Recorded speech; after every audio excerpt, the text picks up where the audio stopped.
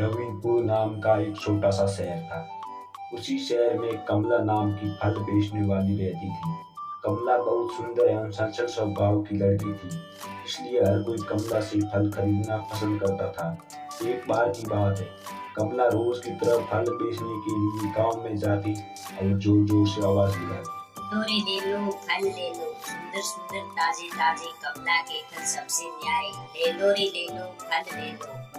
तभी कमला की आवाज सुनकर शीला बहन आती है और कमला से बोलती है, रे कमला, क्या बात है, आज बंदियों में नजर आई है, जरा दिखाओ आज इस बार कौन कौन से फल लाई है। अरे शीला बहन, आपके लिए तो सभी प्रकार के फल है, ये देखो आम, सेब, अंगूर, केला, सभी प्रकार के फल है, इसमें आप कौन से फल लेंगे? मेरे तुम 1 किलो आम कर दे और इस बैग में डाल दे, ये पकड़ तुम्हारे पैसे। फिर कमला शीला को 1 किलो आम दे देती है और अपना ठेला चलाकर आगे चल देती है। लोगों को फल बेचती है। ऐसे ही कुछ समय बीत जाता है।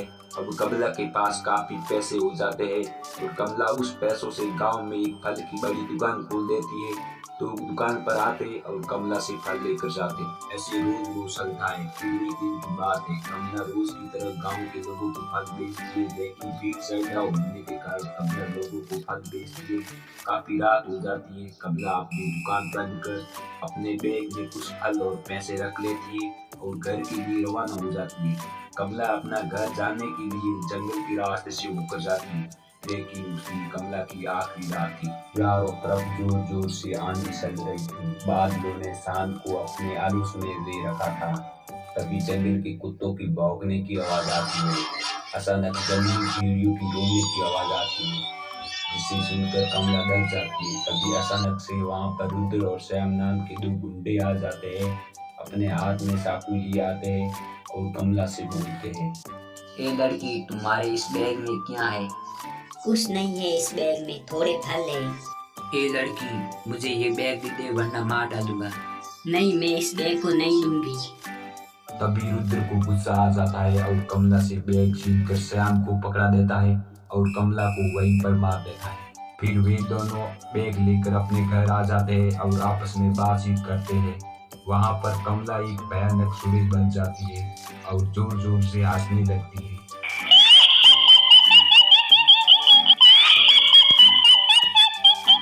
मैं इन दोनों को नहीं छोड़ूंगी, मैं इन दोनों से बदला लेकर रहूंगी। लेकिन अगले दिन कमला सुनील अपना रूप बदलकर दुकान पर जाती और जोर जोर से आवाज निकालती, ले लो रे ले लो, फल ले लो, सुंदर सुंदर ताजे ताजे फल ले लो।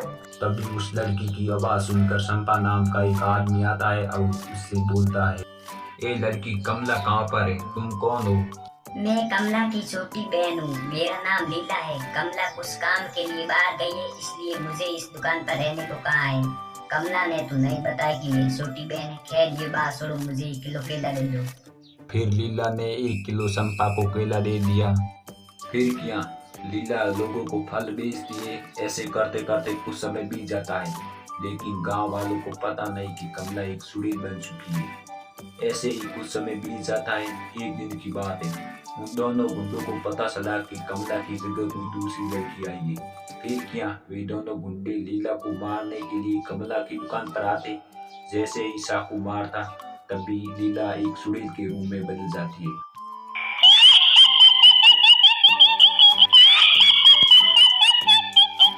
सुड़ेल का भयानक रूप देखकर रुद्र और श्याम डर जाते हैं और सुड़ेल से बोलते हैं, मैंने आपका क्या बिगाड़ा है? मुझे क्यों मारना चाहती हो? क्या बिगड़ा है? मैं तुम्हारी वजह से एक सुड़ेल बन गई हूँ। तुम दोनों ने मुझे जंगल में मारा था, इसलिए मैं अभी तुम दोनों को नहीं छोड़ूंगी। मैं तुम्हें दोनों को मार डालूंगी।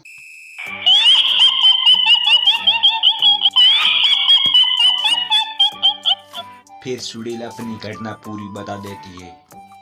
माफ कर दो सुनील जी, आज से मैं किसी को नहीं मारूंगा।